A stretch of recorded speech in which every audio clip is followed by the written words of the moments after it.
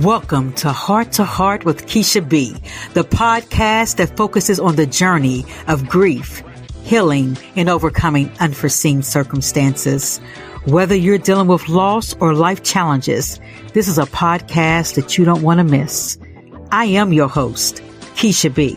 So take a deep breath, open your mind and your soul, and sit back as we embark on this journey together. Hello, everyone. Welcome to this week's episode of Heart to Heart with Keisha B. As you know, each week I bring forth to you someone that's going to always be an impact to your life. So our topic today is From Challenges to Champions, a single mom's journey as she advocates and live her day-to-day life with her son, Christopher, who is autistic. Dewana, how are you today? I'm doing well. How about yourself? I'm doing well. Thank you, Dewana. I want to first start by saying thank you for being here. I know that being here today is not always easy, right? It's not always easy to share your life, to share your day to day, but I want to thank you. I want to thank you for being very authentic and very willing to unpack your life and share it with our audience today. I definitely want to thank you for that. Thank you for asking me to be on your podcast.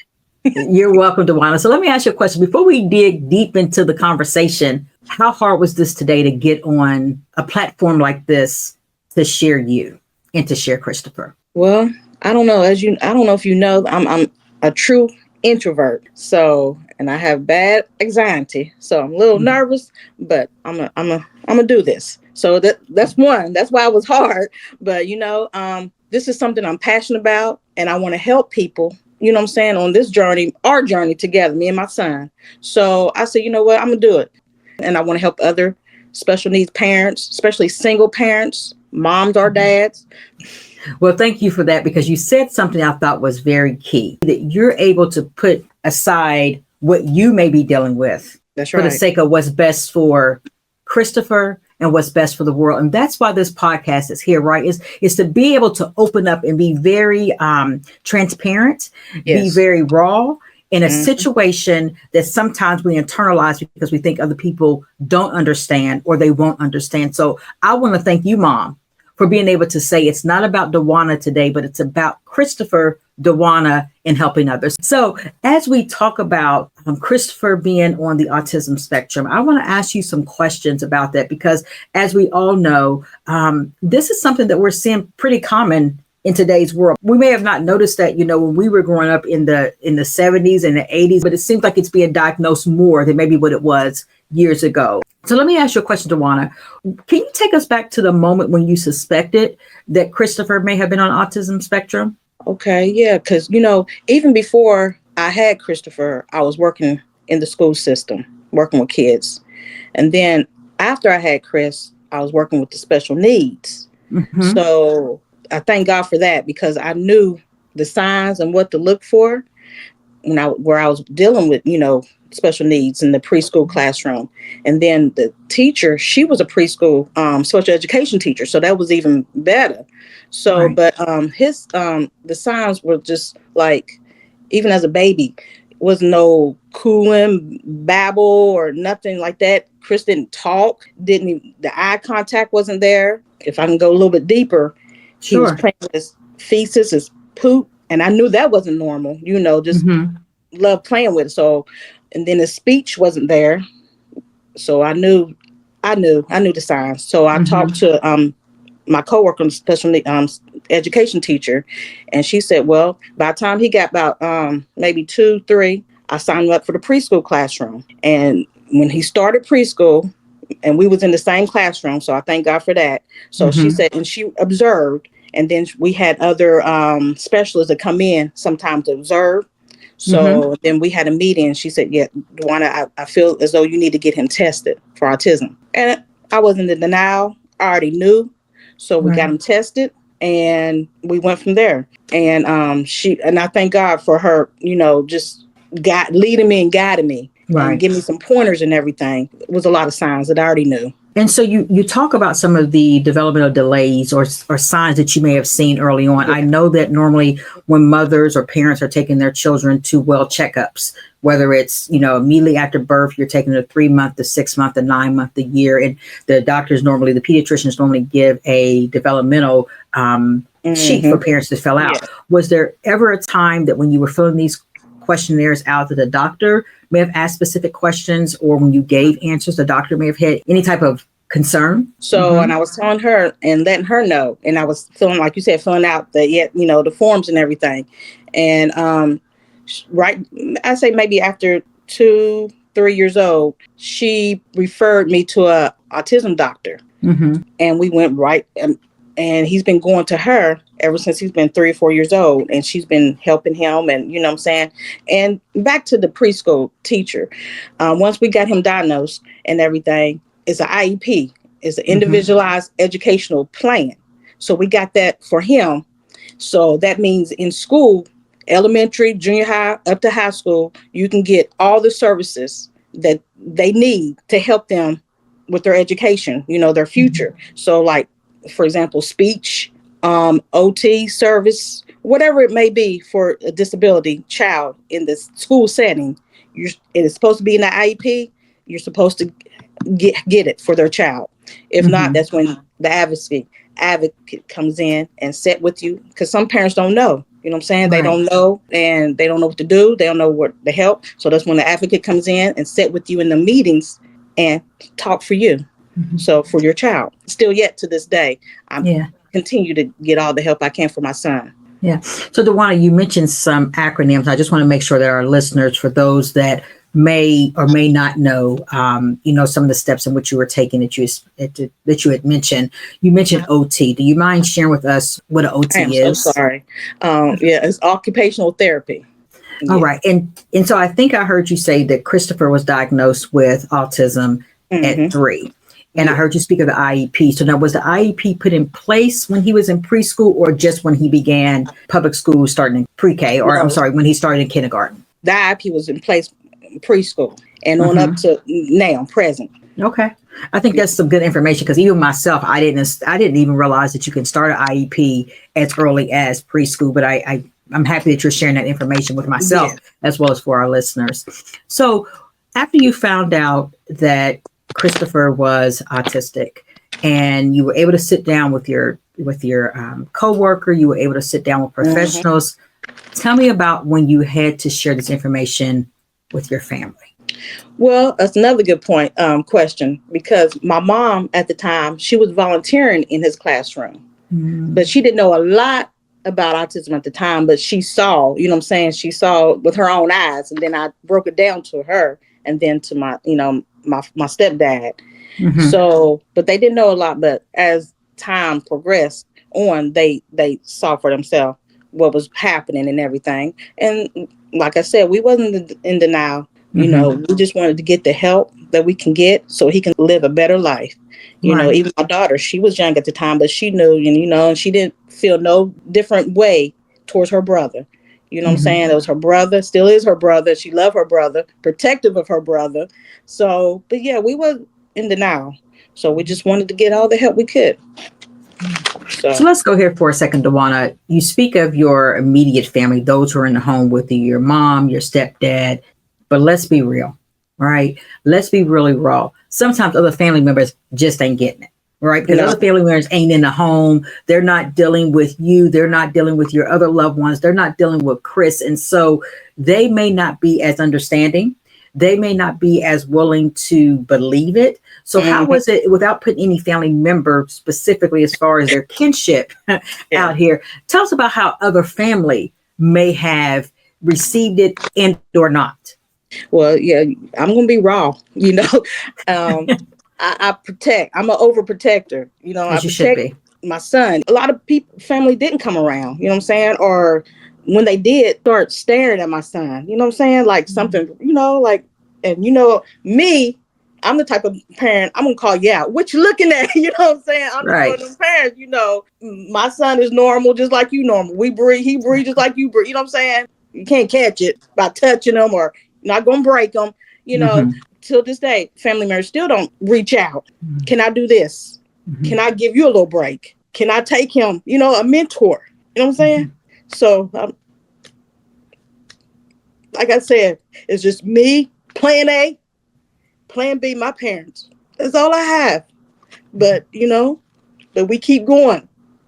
Mm-hmm. And look, today he's 18 and he will be graduating May the 23rd, 2025. And that's wonderful. As a single mother, it's hard, but I'm doing it. I have my plan B. Sometimes plan B don't work, all the time. And it's right back to plan A. But we keep going. We keep going. Like I said, it's not about me, it's about my son. But we're teamwork. We're team together. Yes. We're in this together. So, yeah. It's like I said, you don't have family outside. Sometimes all you have is yourself or your parents. That's all you have. That's all I have. I'll speak for me. Right. So it shouldn't be like that, but it is. Right. So DeWanna, let's go down this road because you've placed us there. Right. Being a parent is tough for any parent. Right. Because you have those unforeseen things that can take place. You're raising your kids one way. You're hoping they're going to react this way. So just being a parent in general comes with challenges because no one's provided a book to say this is how you're going to parent child A, child B, and so forth. But being a single parent adds a whole different layer to parenthood. Yes. So let's talk about DeWanna being a single parent, raising a child who's on the spectrum. Let's talk about emotionally. Let's talk about DeWanna's mental health when it comes to being a mother who is a single mother raising a child who needs extra support. You have a lot of good questions because sometimes we need, as a single parent myself, let me speak for myself because I can't speak for nobody else, but I'm going to try to help other single parents that might be dealing mentally. You feel like sometimes you want to break, but you can't break because you have your child that's dependent on you, that's looking up to you, and sometimes we just need comes back to plan B. My parents, sometimes they give me a break. Sometimes, what I'm saying, when I ask or when they know that I'm right there on the edge sometimes that, but I love music. You find something that you like, that you're into. I love music. I love to sing. That helps me mentally. Of course, prayer. And then sometimes keep it real. And my son, it seems like he knows or he can feel tense when I'm tensed or emotional or, having one of them days, crying days, sad days, frustration days. He knows. So I don't want to do that around him sometimes, but sometimes he's just smart like that. He feels, he senses it. But sometimes when he's downstairs on his iPad or watching his superhero movies or whatever, I'll come up, run to, go in the bathroom like I'm cleaning, run the water, turn the water that way. He won't hear me. I get a good cry out. I'm just going to keep it real. You get a good cry out, and then, you or do our breathing techniques, breathing, inhale, exhale. That's what I tell him. I have to take into consideration. I got to listen to my encouragement words. What I tell him, I got to do for myself too. Right. So, I do my breathing techniques, of course, I look myself in the mirror, encourage myself, I got this, DeWanna, God's got me, and just, chin up, shoulders back. Sometimes we want to be super women, super men, but sometimes, you just got to let that good cry out and, just keep moving forward. But I believe I'm doing a pretty good job. I want to tell you are doing a very good job. I appreciate it. You're welcome. You brought us some things that actually triggered my thought. You said, I do some of the same things that Christopher is taught. The breathing mechanisms, the affirmations. Did you learn that on your own, or have you as a mother had to seek additional support through therapy, or is there other support groups for parents who are parents of children who are autistic? Actually, I did that on my own. And then once I started entering the support groups and these training courses and stuff, they was doing the same thing. I was like, well, daggone, okay, that's all right. Go ahead, D. But yeah, they was doing the same thing, the breathing techniques, and even his therapist, she was like, Miss Dewana, you know what? We on the same page. Keep doing what you're doing because, so, but I thank God for that because, some of it might, I don't know, I won't say common sense, but I just break it down to him and I keep it real with Christopher. You know what I'm saying? I don't hide anything. When he's 18 now, the good, the bad, I just talk to him, and tell him what's what. And if he, sometimes it's overwhelming, but we're going to take a break. We do what we do, breathe in together, talk about it. We're going to work through it. And then overwhelming, I tell him when he goes see his counselor, we're going to talk to her about it and we're going to sit down and we're going to work it out together. So, yeah, I mean, like when I started entering these support groups and stuff, I said, man, they doing, and then they got the same problems that I have or some of them worse than I have, I'm like, okay, I don't feel bad. I don't feel alone. So, but yeah, we're on the same page. Now, the support groups in which you're speaking of, are they online? Do you go somewhere here locally in the in your local community? The way I found them on Facebook. Okay. There's a lot on Facebook. So you go on Facebook, you might type in, autism support groups or single parent autism support groups or whatever, but if not, message me, Dewana Davis on Facebook. I could help you. Google's my best friend. So, I Google stuff, whatever I need information, I Google it or whatever. Sometimes it's not what either is who So, right. My therapist, I know such and such. Okay, that don't work. Come back. We'll get another number, another person, So just all who So I know, Dewana, when you first start telling us the symptoms or the early signs that you were able to recognize in Christopher, I know that with autism, there's different spectrums. Do you mind sharing with us what spectrum Christopher is on and what does that look like? Christopher's on level 2 spectrum. Okay. So level 2 meaning just break it down. You need more work. You need more help. You need more guidance. You need more occupational therapy help. You need more counseling. You just need, okay.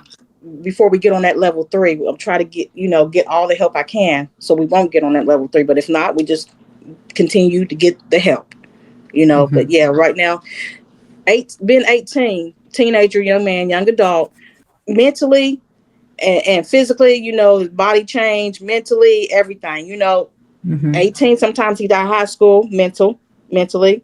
Sometimes he's a junior high mentally. And sometimes he's at elementary mentally. Right. So it's like everything's in one pot for me. We're going through puberty, we're going through high school, we're going through elementary, middle school. So it's a lot to deal with, but we dealing, So, but he's on level 2 for now. So I know that when one is on the autistic spectrum, that you have some children or some people that are nonverbal and you have some that are verbal. Do you mind sharing with us if Christopher is verbal or nonverbal? He's verbal, but once I say I knew, like we going back to the signs, he didn't talk as much, and he didn't talk even when he needed to talk. He didn't talk, and once he started preschool, he didn't talk, and we had the best therapist, and actually he just we'll use his word, graduated. He just graduated from speech this past summer, so that's how long he was going to speech since he was like 3 or 4 years old. And Christopher talks more than I can talk. He's an extrovert.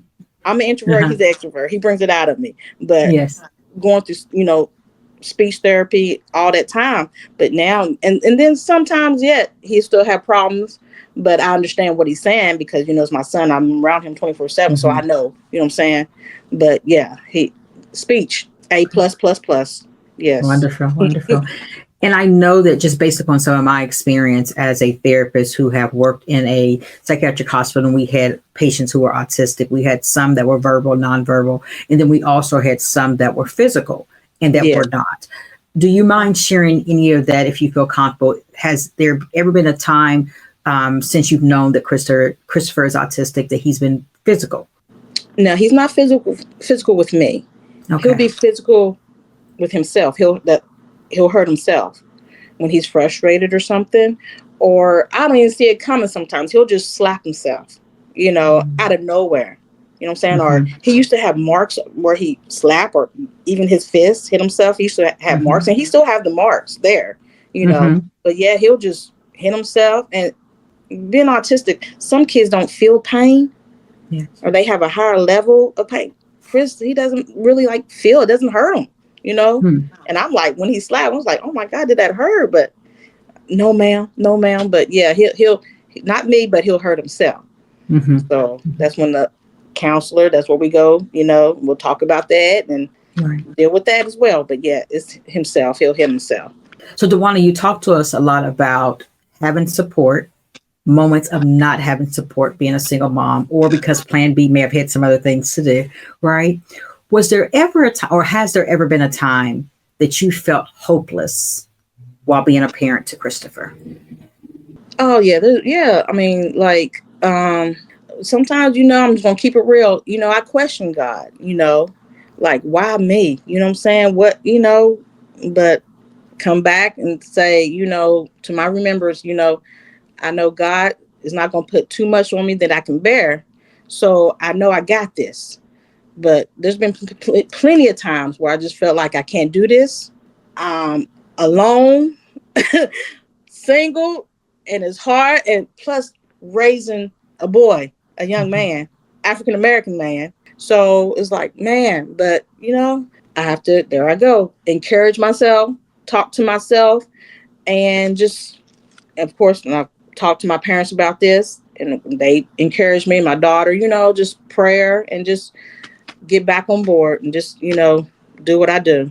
But there's been many a times, but we just keep doing what we're doing, just try not to break, and back to this, even though Christopher sees a therapist, I've been thinking about seeing a therapist myself. Just keep it real, because there's a lot mentally sometimes, and it's hard, and I need to talk to, just like he needs to talk. I need to talk to someone too, and get encouragement and know that I have this. So yeah, I've been thinking about seeing a therapist myself for 2025. There's nothing wrong with it.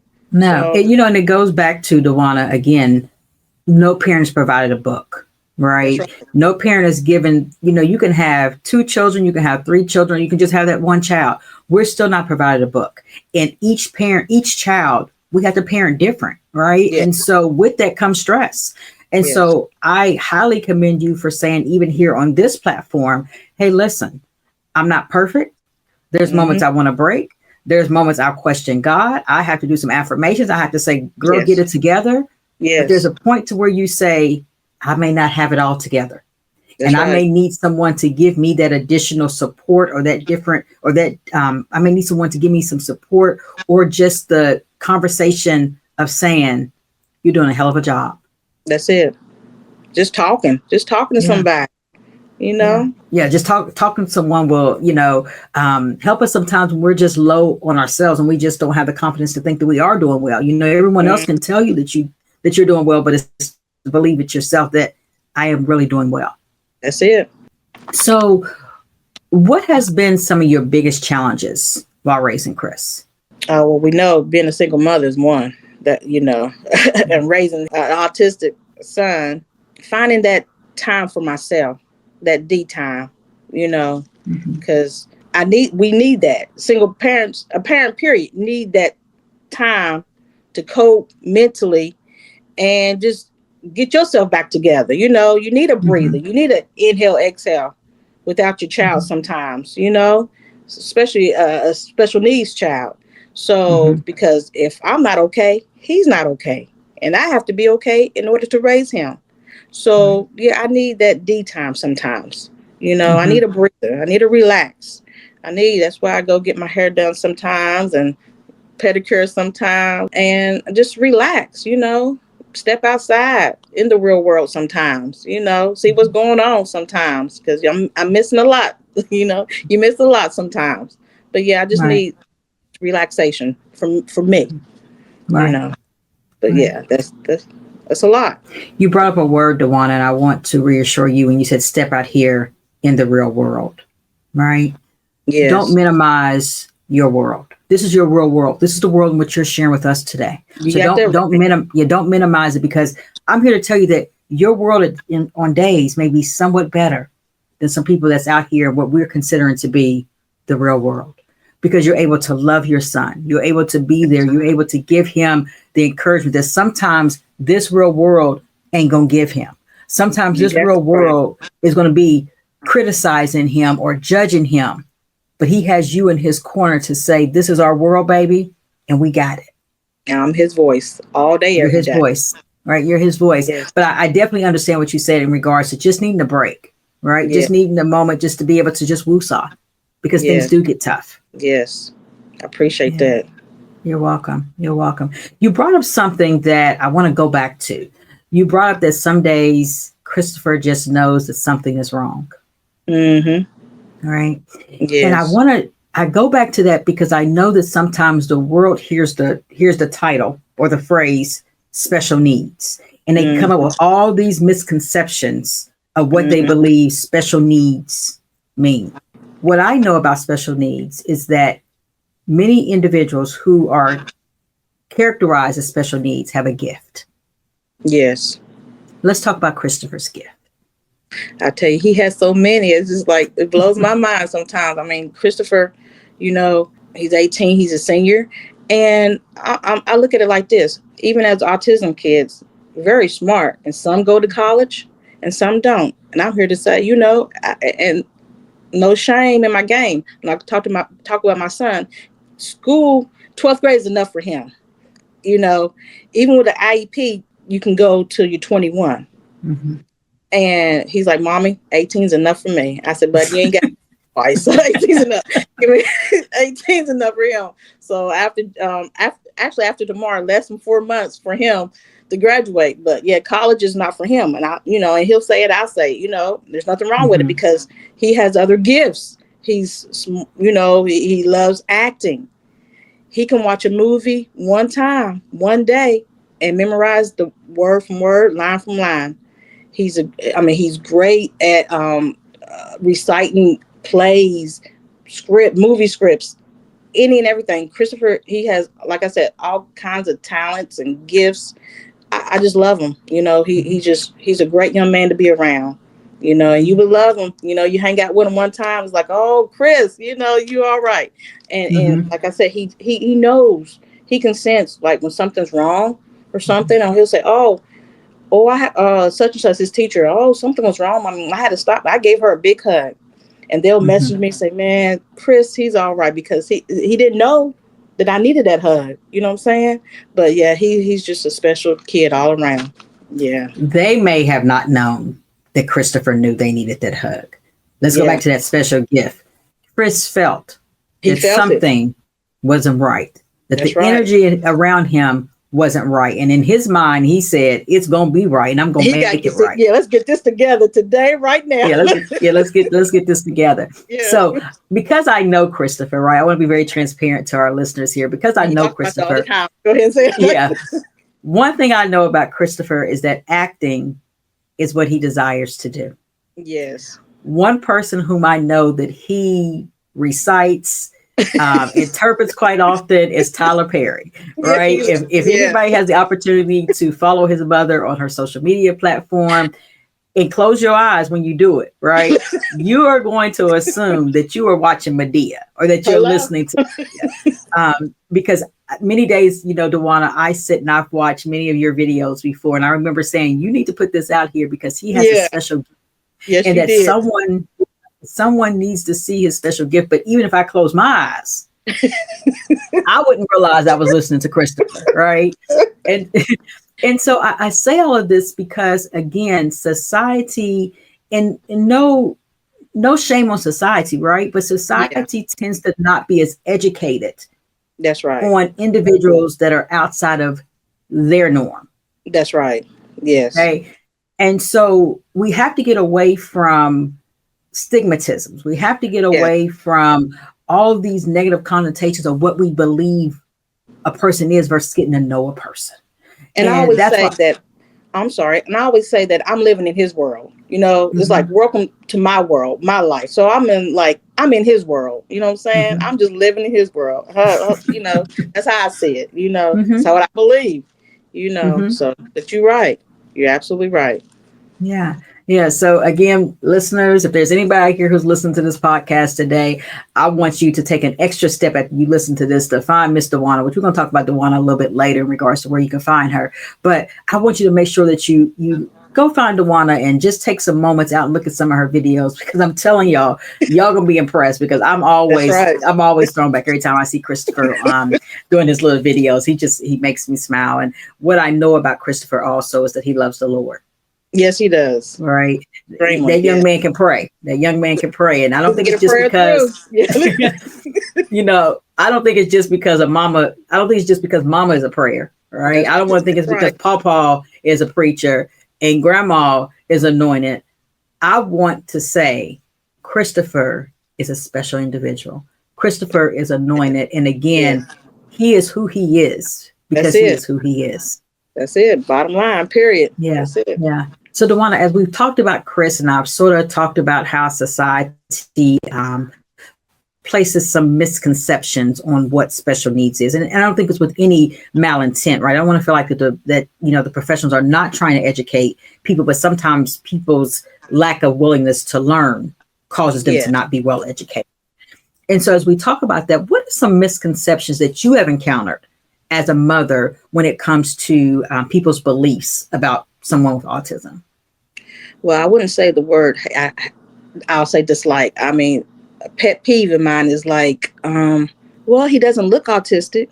What does an autism person supposed to look like? Please explain that. I mean, you need a little, some insight or clarity on what autism person supposed to look like. Tell me. I'm going to keep it real again. Even in the education system, the school system, I've had a few, teachers that should retire. That's how long they've been in the system. And then when Christopher started, high school, we had, I think it was like teachers conference night or something. And she looked at Christopher up and down, like, and I'm looking at her, back to that mama, I'm looking at her. What are you looking at? My son, what's wrong? She was like, well, what's wrong with him? He doesn't look autistic.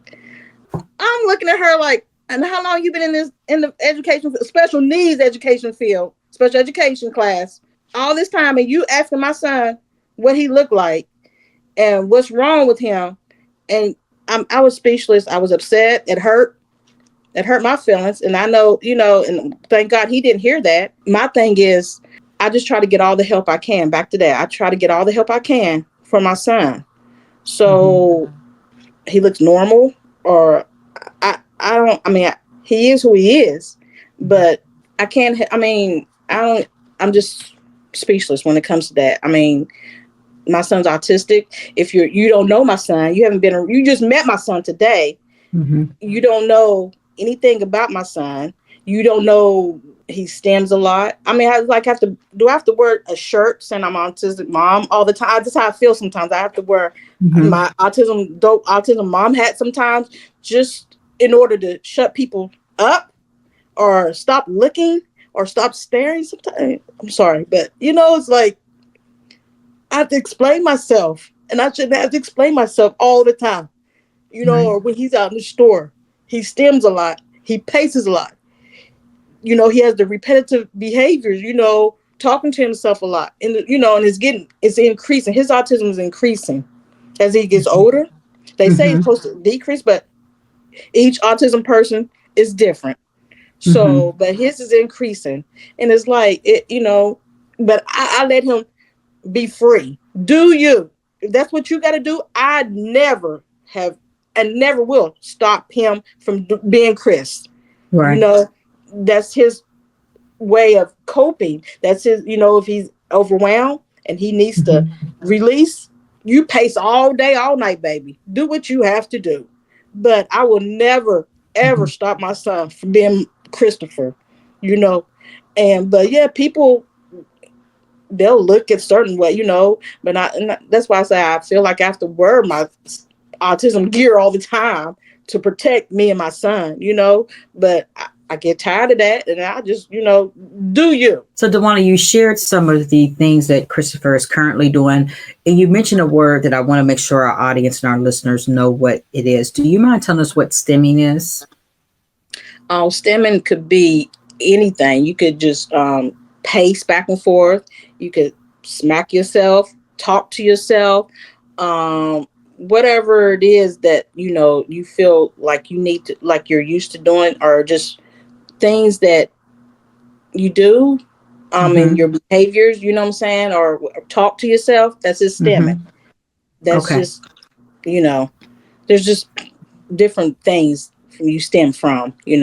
And bite your fingernails. That's stemming. Just little things, big things. Is you stem from. And I heard you say that's sort of coping skills, even though one may not see it as a coping skill, that's sort of one's coping skill that's on the spectrum.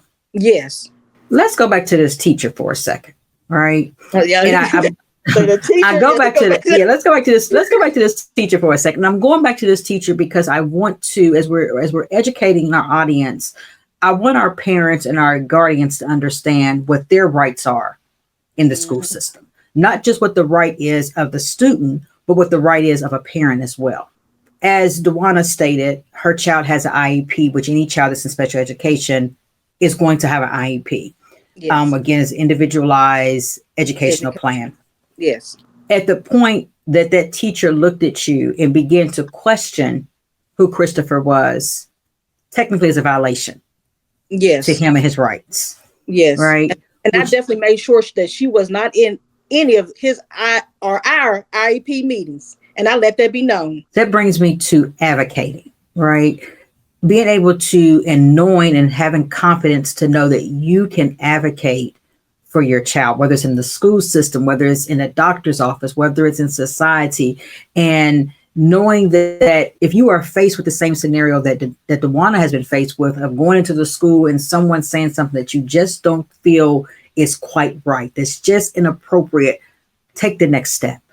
Go to the office, talk to the principal, talk to the counselor. And if you have to go to the Board of Education, listeners, parents, do that. Continue to advocate in spaces where one cannot advocate for themselves. That's right. And so I say that because as we stated, the student will have an IEP, which is going to protect the student, but the parents and the guardians must know that you too have a right to have a voice when it comes to making sure that your child, your loved one, is provided the best care, the necessary care for he or she to succeed in the environments in which they may be in. So that leads me to Dewana, not just the mom, but Dewana, the advocate. Do you mind sharing with us moments throughout your parenting that you've had to advocate for Christopher? What did that look like? Did you face challenges? And if you did, how were they resolved? Well, you know what? Let me tell you something. From day one, I've always been a hands-on mom. So if I didn't understand, I'm going to ask. And if I ask somebody something and they didn't know, I'm going to go to plan B, ask somebody else. But he's always had, except for this, when we got this one teacher. But other than that, besides that, he's always had great teachers, great aides, great therapists. So really, and they knew what type of mother going in. They already knew who I was. You know what I'm saying? And I said, I'm Miss Dee Dee on the clock, but I'm Dewana, Christopher's mother, off the clock. You know what I'm saying? But they knew what type of parent I was and still am. So I really didn't, and I thank God for that. I didn't have a lot of challenges in this system, but the high school, that was really mainly, the biggest one. And I thank God, and I think about it all the time, because I know other parents, they message me and they talk to me about what problems their child or the teachers, or, you know what I'm saying? And I'm like, God, you really protected us throughout all preschool, all the way up to senior, high school. And a lot of parents can't say that. So, but as advocate, they know I will if I have to, but I've never, knock on wood, I've never missed an IEP meeting, never missed parent teachers conference, sit in whatever that need to be done when it comes to my son, I'm there. So, and they know my voice. Yeah, I might be an introvert, but when it comes to my son, I'm right there in the IEP meetings, asking questions, advocate, whatever, and then when something I'm concerned about, they get it done. We get the job done. You know what I'm saying? And if plan A don't work, that don't work for my son, we're going to go to plan B. Let's scratch that out, go back to the drawing board. You know what I mean? Whatever has to be done for my son to have a normal life as possible, to live his life even after he graduates, because autism doesn't stop after 18. Right. We got to keep moving forward. So, but we getting that high school under our belt, the diploma under our belt, and we're going to keep it moving.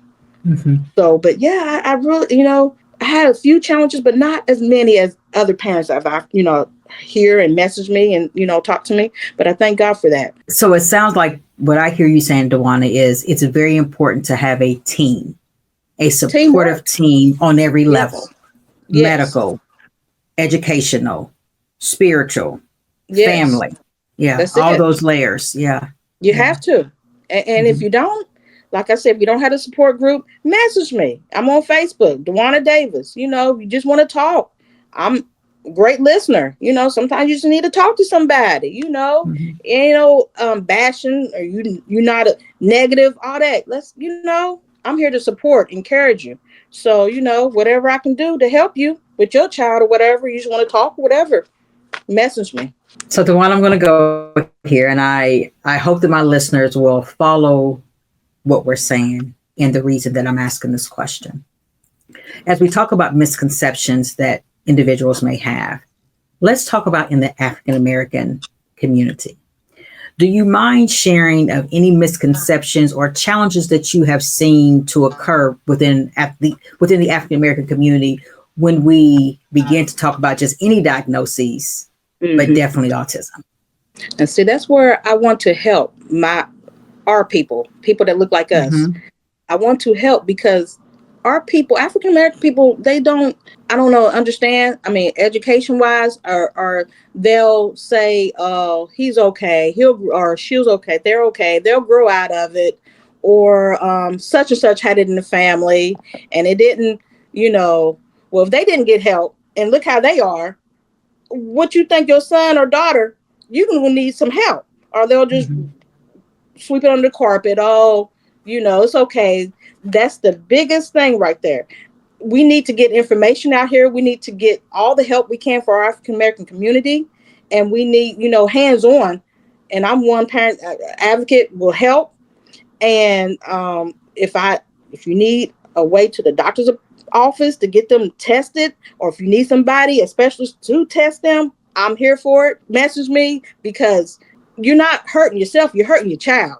Because in the long run, you're going to be wishing, oh, maybe I shoulda, coulda, woulda, and here they are out here in this cold, cruel world, don't know what to do, who to go to, feeling helpless, but if we can get on that now, right now, and save the next child, African American in our community, let's do that.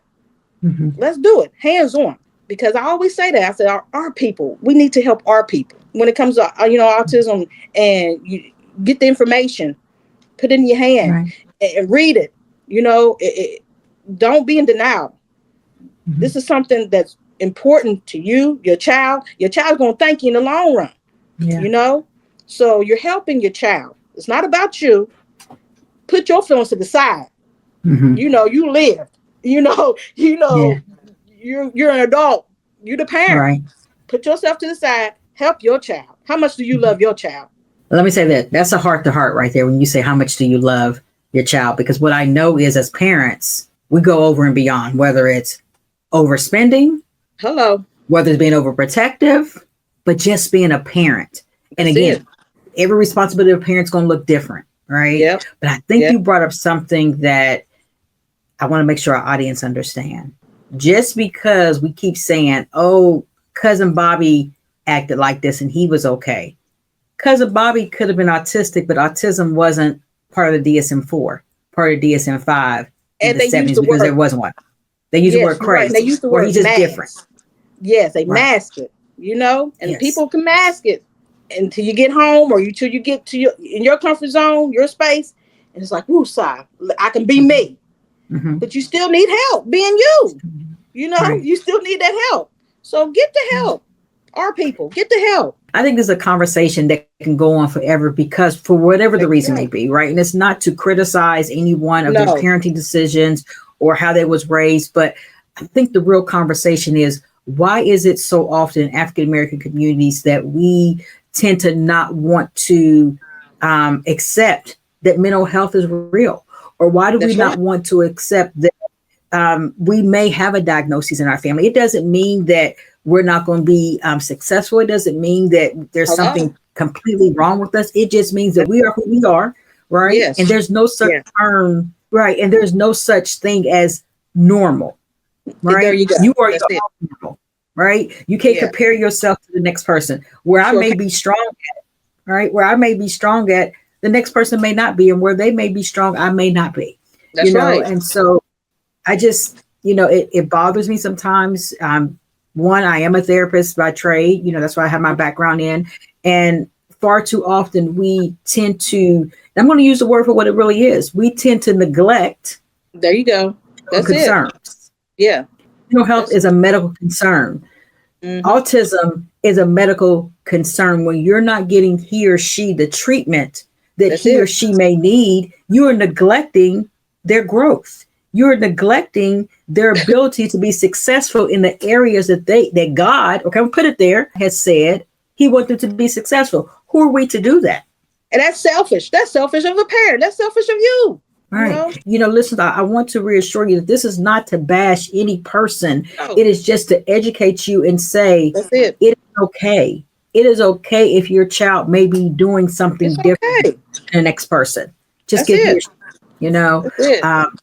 the one I think back to, I have 3 children, but I think back to 2 situations. I think back to my older son was ADHD. And I'm, even with my background in therapy, I'm like, oh, I don't want more medication.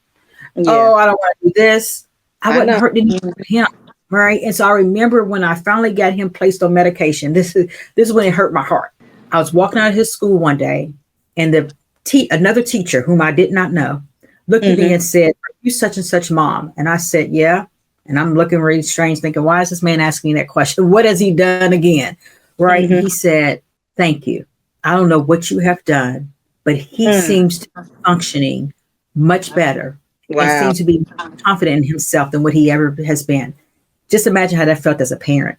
I get it. I know.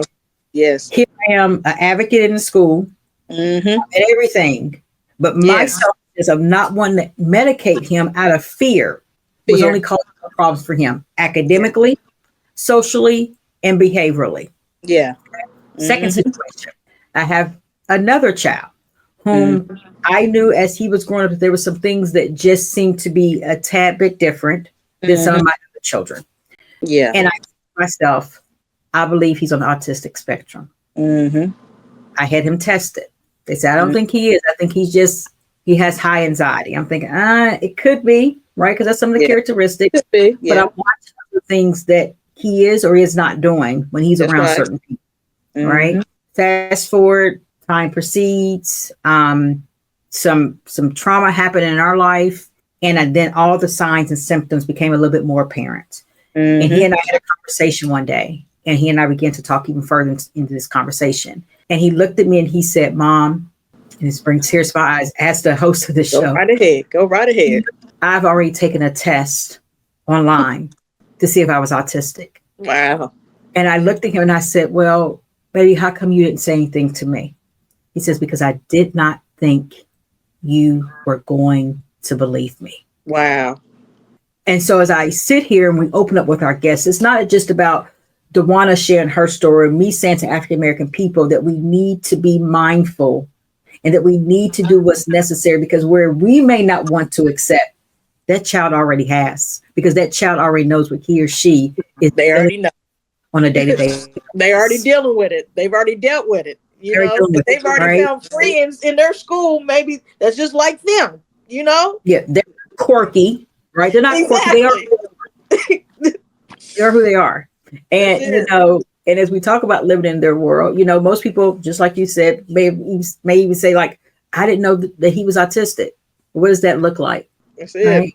Bottom line. And the reason that many people said I didn't know he was autistic is because he's a genius. And so that's all they saw, is that academically he was always succeeded in school. He was always making A's. He was able to read by the time he was 2. And so let me say this, parents, some children who are gifted potentially could be on the spectrum for what we once knew to be Asperger's. That's right. On the autistic spectrum.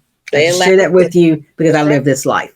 I know, Dewana, throughout our episode today, you've talked about Christopher being 18 years old. And as we know, 18 by law is a legal age to make a lot of decisions for oneself, whether it's medical decisions, whether it's educational decisions. But what does that look like for Christopher? Is there anything that you had to do differently now that he's 18? Well, yes, that's a good question.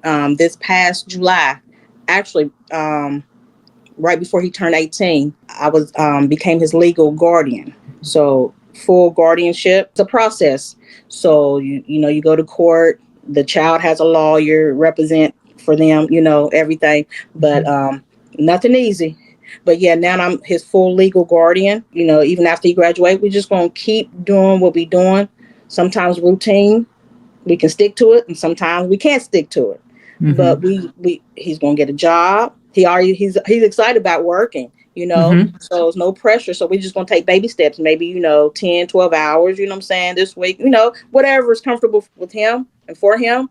So yes, because he's a mommy. I'm a grown man, mommy. I got to work. I got to help you pay these bills, mommy. Oh, right now, son. Well, but he's always talking about, because we go to Kroger's a lot and they know him.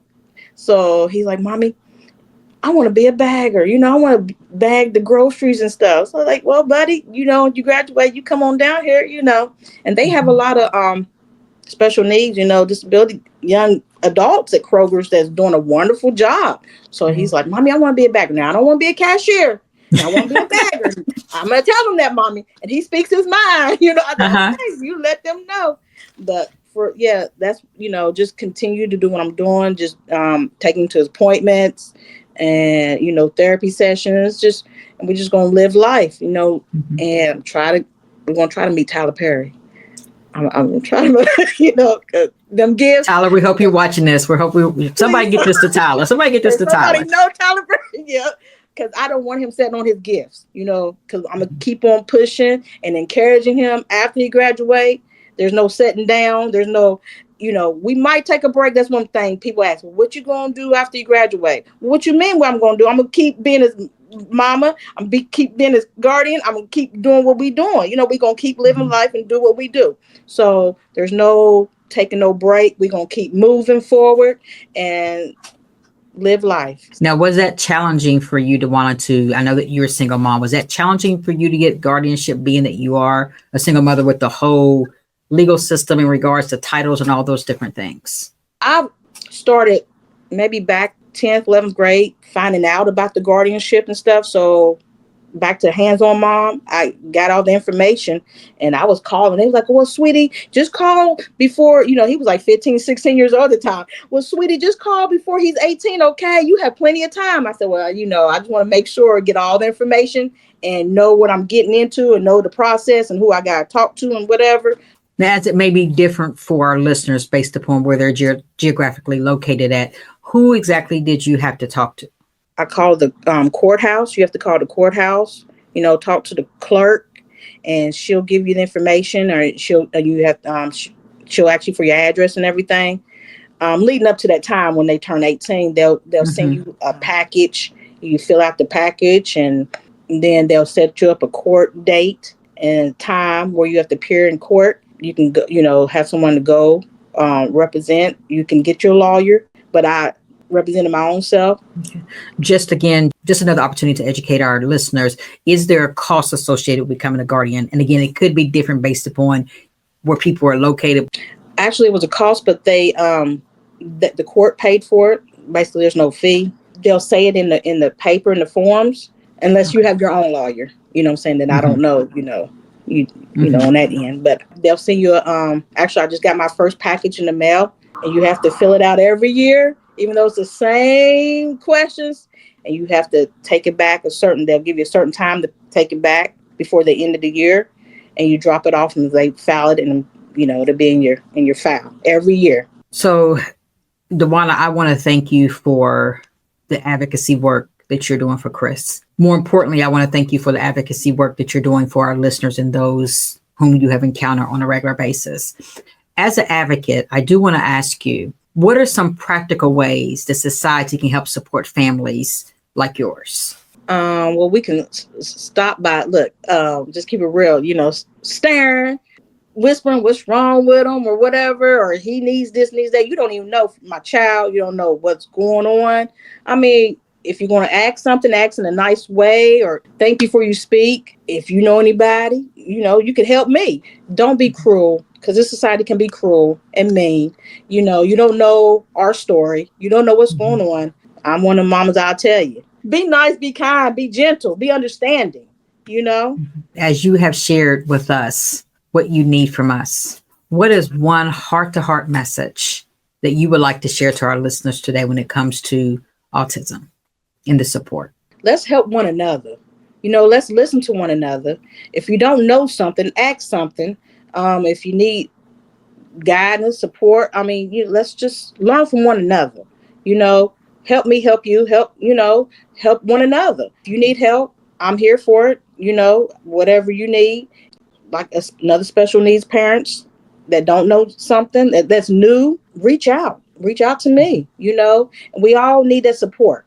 You can find it on Facebook. If not, then I'm here to help you find it on Facebook or whatever, in your community. If you have a plan B, because we're plan A, the parents were always first. But if you have a plan B, get your plan B. Plan B don't work out, maybe a plan C. But, just reach out, talk, because it's hard to let all that bottled up inside of you.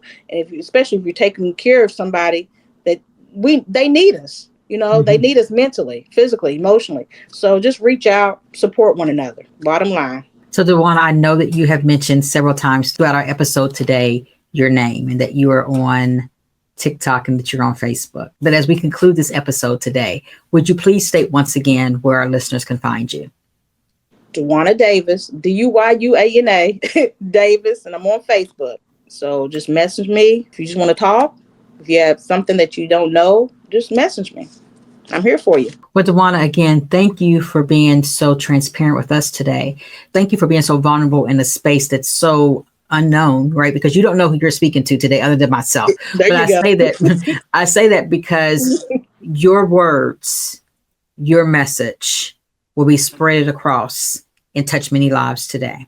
So not only are you an advocate for Christopher, but you're an advocate for change for the rest of us. So thank you so much for being a guest on Heart to Heart with Keisha B. You have a great day. You too. Thank you. Thank you for tuning into Heart to Heart with Keisha B. Remember, grief may shape our journey, but it doesn't define who we are. Healing is not a straight path, but with every step forward, you're creating space for hope, strength, and new beginnings. If today's episode brought you comfort or clarity, share it with someone who might need it too. Let's continue building this community of compassion and resilience together. Until next time, take care of your heart, your mind, and your soul. Honor your journey and always know that brighter days are ahead. I am Keisha B, and this has been Heart to Heart.